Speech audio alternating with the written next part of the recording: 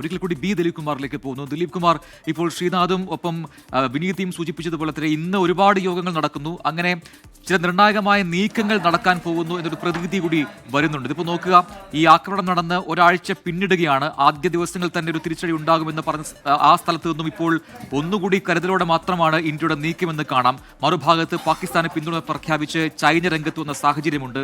അതുകൊണ്ട് ഈ അതിർത്തി കടന്നൊക്കെയുള്ള ഒരു സേനാ നീക്കം അതൊക്കെ വളരെ മെല്ലെ അല്ലെങ്കിൽ വളരെ സൂക്ഷ്മമായി നിരീക്ഷിച്ച ശേഷം മാത്രമല്ലേ ഉണ്ടാകൂ എന്നല്ലേ കരുതേണ്ടത്?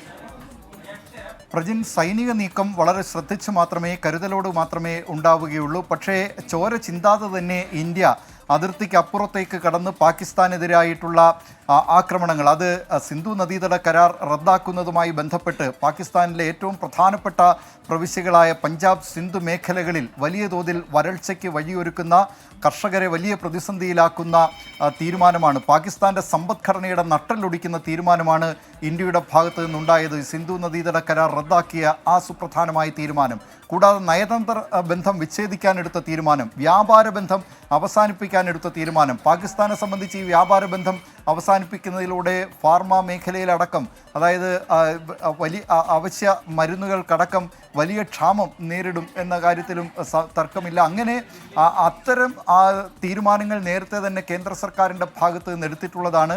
സൈനിക നീക്കത്തിൻ്റെ കാര്യത്തിൽ മാത്രമാണ് അത്. നേരത്തെ 2016 സൈനിക ക്യാമ്പിന് നേരെ ഉറിയിൽ ആക്രമണമുണ്ടായപ്പോൾ ഇന്ത്യൻ കരസേന അവിടെ നിയന്ത്രണ രേഖ മറികടന്നുകൊണ്ട് ആക്രമണം നടത്തിയിരുന്നു. പിന്നീട് 2019 ബാലാക്കോട്ട് ആക്രമണത്തിന് പ്രത്യാക്രമണം എന്ന നിലയിൽ വ്യോമസേനയുടെ നേതൃത്വത്തിൽ ആക്രമണം നടത്തിയിരുന്നു. അതൊക്കെ പാകിസ്ഥാൻകാർ ആ തോൽവി, അന്നത്തെ കനത്ത തിരിച്ചടി അവർക്ക് അറിയാവുന്നത് കൊണ്ട് തന്നെ ഇത്തവണ ഈ ഭീകരാക്രമണത്തിന് മുമ്പ് അവർ അവരുടെ പിന്തുണയോടുകൂടിയായിരുന്നു ഈ ഭീകരാക്രമണം എന്ന് വ്യക്തമാകും വിധം സൈനിക നീക്കം, അതിർത്തിയിൽ സൈനികരെ കൂടുതലായി വിന്യസിച്ചിരുന്നു.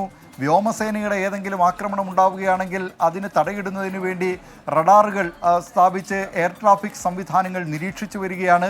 അപ്പോൾ അത്തരം കാര്യങ്ങളൊക്കെ പാകിസ്ഥാൻ അവിടങ്ങളിൽ ചെയ്യുന്നത് കൊണ്ട് തന്നെ ഇന്ത്യ ഈ കാര്യത്തിൽ കൂടുതൽ കരുതലോടെ, അതേസമയം ഇതിന് ശക്തമായ തിരിച്ചടി നൽകുമെന്ന കാര്യത്തിൽ സംശയമില്ല. പ്രധാനമന്ത്രി തന്നെ അത് ആവർത്തിക്കുന്നുണ്ട്. അതുകൊണ്ട് ആ നിലയിലുള്ള നീക്കങ്ങളായിരിക്കും കേന്ദ്ര സർക്കാരിൻ്റെ ഭാഗത്ത് നിന്ന്, ഇന്ത്യയുടെ ഭാഗത്ത് നിന്ന് ഉണ്ടാവുക. പ്രജിൻ, ശരി.